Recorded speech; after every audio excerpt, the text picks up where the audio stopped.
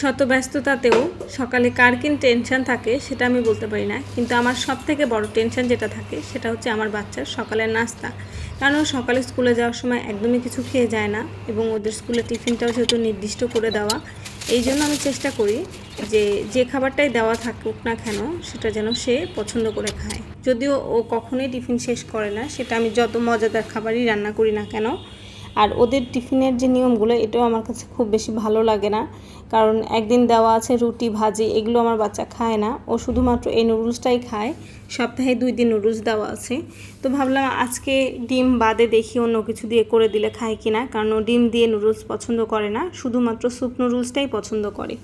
এখন স্কুলে তো আর স্যুপ নুডলস দিয়ে দেওয়া যায় না, তো ভাবলাম কেন না আজকে অন্যভাবে একটু ওর জন্য নাস্তাটা রেডি করে দেই। আমি ক্যাপসিকামটা দিয়ে আর চিংড়িটা দিয়ে রান্না করছি। ও চিংড়িটা বেশ পছন্দ করে।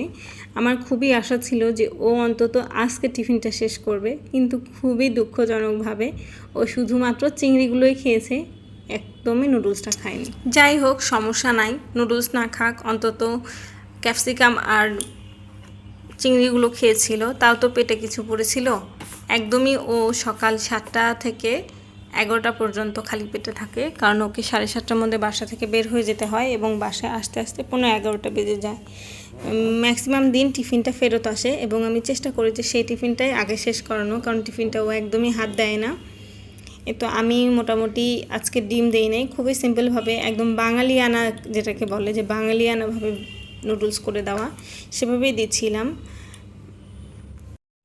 আমি নর্মালি ওর খাবারে টেস্টিং সল্ট ইউজ করি না, তারপরেও আজকে দিয়েছিলাম যে যদি তারপরেও খায়, কিন্তু ও তারপরেও সেটাকে আসলে খায় নাই।